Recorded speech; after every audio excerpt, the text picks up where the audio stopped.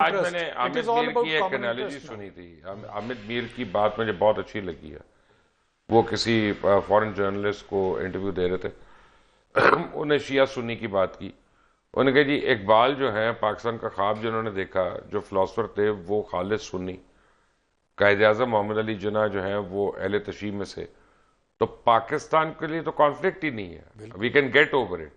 यानी अगर आप उसको मीर साहब की बात को जरा मैं गौर सऊदी करें। अरेबिया के हवाले से नहीं बात देखिए, कर रहा था। बेसिकली तो शिया सुन्नी है ना जिसको हम लोग करते हैं। तो इस पर ही रिस्ट्रेंट किया ना उन्होंने, चाहे पाकिस्तान के कहने पे किया ना रिस्ट्रेंट।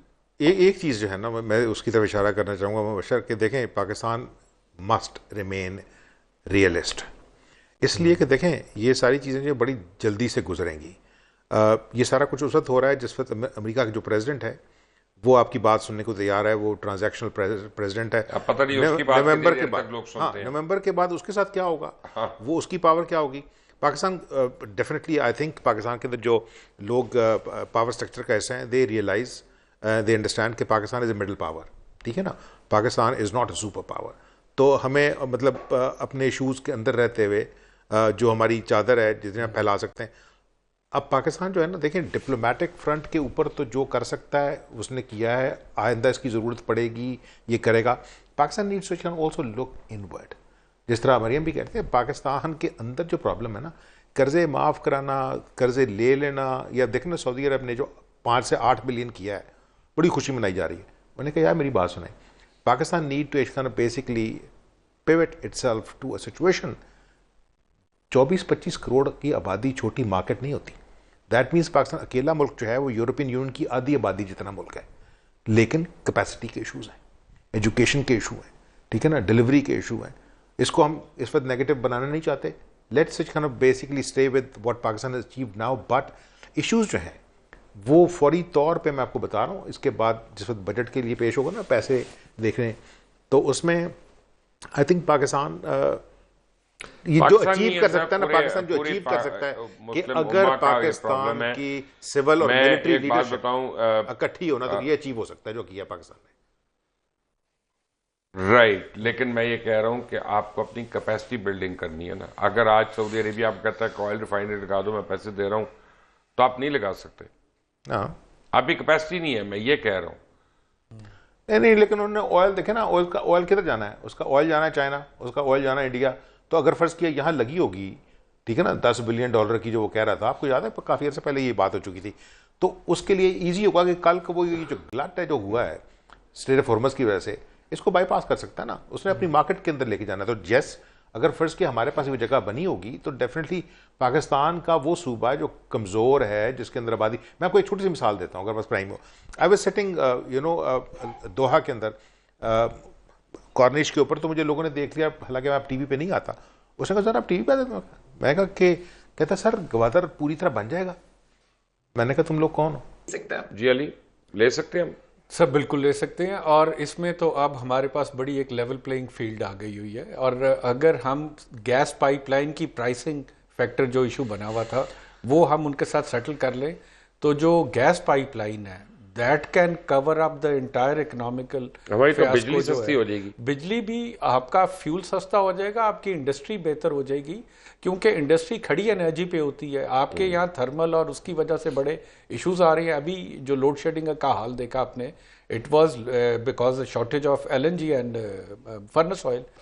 मेरे ख्याल में पाकिस्तान को इस तरफ बढ़ना चाहिए, अपने बेनिफिट्स को देखना चाहिए इंस्टेड ऑफ कर्जे माफ करना। तो एक बहुत विशफुल थिंकिंग है, लेकिन अगर हम अपनी पाइपलाइन और दूसरी जो आमिर भाई बात कर रहे थे, भुट्टो का जो विजन था RCD का, नॉन अरब अलायंस का, उसमें सऊदी अरेबिया भी अगर ऐड हो जाए तो ये एक बहुत पावरफुल ब्लॉक बन सकता है। सऊदी अरेबिया, ये मसलक के ऊपर जो डिफरेंस ऑफ ओपिनियन और पॉलिटिकल लाइकिंग डिसलाइकिंग्स थी, it is all about common. Sir हम बलोच हैं, यहाँ काम करते हैं, तो मैं कहा तुम्हारा क्या इंटरेस्ट है ग्वादर में? उसने कहा सर देखें ये अरब जो है ना, ये हमें 24 दिन की छुट्टी देते हैं साल के बाद, हमारे साथ बदतमीजी का सलूक करते हैं। अगर गवादर बन जाएगा ना, तो we will go back, we will work in our own province. आधी से आधी तनख्वाह पे हम अपने घर जा सकेंगे, घर आ सकेंगे, हमारे साथ कोई बदतमीजी नहीं करेगा। एंड आई सेड कि यार ये बात हम तुम्हारी पहुंचा देंगे प्रोग्राम्स के जरिए लोगों तक। लेकिन ये जो बात है ना, इसमें सबसे बड़ी बात ये होगी कि America after Trump is gone, क्या पाकिस्तान जो है जो ताल्लुकात बैलेंस रखना चाहता है बिटवीन वाशिंगटन एंड बीजिंग, उसको इजाज़त होगी या नहीं होगी? सी पैक रुका हुआ है ना पिछले 6-7 साल से, ख़त्म हुआ है, कुछ नहीं हुआ उसके ऊपर। कितनी हमने बातें सुनी, कितने सेमिनार्स अटेंड किए इस्लामाबाद में, सुबह दोपहर शाम यहाँ सेमिनार होता है सी पैक। तो हमने एक कहा कि भाईजान मेरी बात सुने, वो पैक हो गया, अगर वो दोबारा से रिवाइव हो जाए, हमारी ख्वाहिशें बहुत हैं कि हम इसको बिल्ड कर लें, लेकिन उसके लिए जो दुनिया के चौधरी हैं ना, उनके साथ जो ताल्लुकात हैं उसको अब इस्तेमाल करना चाहिए अपनी इस गुडविल से जो हमने पैदा की। लेकिन एक बात मैं आपको बता दूं, चलते चलते आप तीनों को, मरियम को भी, अली को भी, आमिर को भी, हाशिम हसन को भी, जिन्होंने सवाल भेजा था कि जो कर्जा होता नहीं, कोई इशू नहीं है दुनिया के ममालिक के लिए। दुनिया का सबसे ज्यादा कर्जा जो है अमेरिका के ऊपर है और वो ट्रिलियंस में है। उसके बाद जापान के ऊपर दूसरे नंबर पे है कर्जा। आप इतना है कि आपकी सोच है। खुद इंडिया है जिसकी इकोनॉमी के यहाँ पे लोग एग्जाम्पल देते हैं, वो इतना डूबा हुआ अपने कर्जों में कि आपकी सोच नहीं है। आप अगर इकोनॉमिक साइकिल्स आपके चल रहे हो ना, अगर आपकी प्रोडक्टिविटी हो, अगर आपकी रेवेन्यू स्ट्रीम्स इंक्रीज हो रही हो और वो सस्टेनेबल हो, तो कर्जा किसी भी इकोनॉमी को कुछ नहीं कहता। And if you are selling as a brand, and if you selling as a brand, इसमें ब्रांड जैसे आपको बताता हूँ सिंगापुर है। सिंगापुर की आबादी जो है 4 मिलियन है। सिंगापुर की वर्किंग आबादी 1.1 मिलियन, यानी 11 लाख लोग वहां पे काम करते हैं। लेकिन सिंगापुर का, मैं ऑफ हैंड बता रहा हूं, गलत अगर हो जाए फिगर तो प्लीज आगे माफ कर देना, 257 बिलियन डॉलर्स उनका जीडीपी है। अगर आप तमाम मुस्लिम ममालिक को इकट्ठा कर ले, तमाम को, 1.5 बिलियन आबादी को, उस 11 लाख आबादी के खिलाफ, और ऑयल अब मनी निकाल दे बीच में से, तो उनका जीडीपी हम सबको मिला के ज्यादा है। इसका मतलब वो 11 लाख लोग की जो प्रोडक्टिविटी है वो मैटर कर रही है वहां पे। हम लोग अगर अपने दफ्तरों में काम ही 2 घंटे करते हैं, अगर जैसे हमने 6 घंटे अपने सरकारी दफ्तरों में काम करना शुरू कर दिया, ये मुल्क साउथ कोरिया बन जाएगा। हमें कोई रॉकेट साइंटिस्ट की जरूरत नहीं है बताने के लिए कि कैसे ये मुल्क तरक्की कर सकता है। आप में से जो देख रहे हैं, जो सुन रहे हैं, जिनको ये प्रोग्राम पता चलेगा बाद में, उनको और इस स्टूडियो वालों को, कैमरामैन को, एनएलई को, प्रोड्यूसर्स को, सबको पता है इस मुल्क के क्या मसाइल है, और बहुत लोगों को उसका हल भी पता है। लेकिन भाई पहले अपने काम में तो सिंसियर हो। हुकूमत ने हमारी डिलीवर कर दिया, इसमें कोई दो राय नहीं है। अफवाज पाकिस्तान ने डिलीवर कर दिया, इसमें कोई दूसरी राय नहीं है। क्या पाकिस्तानी अपनी अपनी जिम्मेदारी पूरी करने को तैयार है?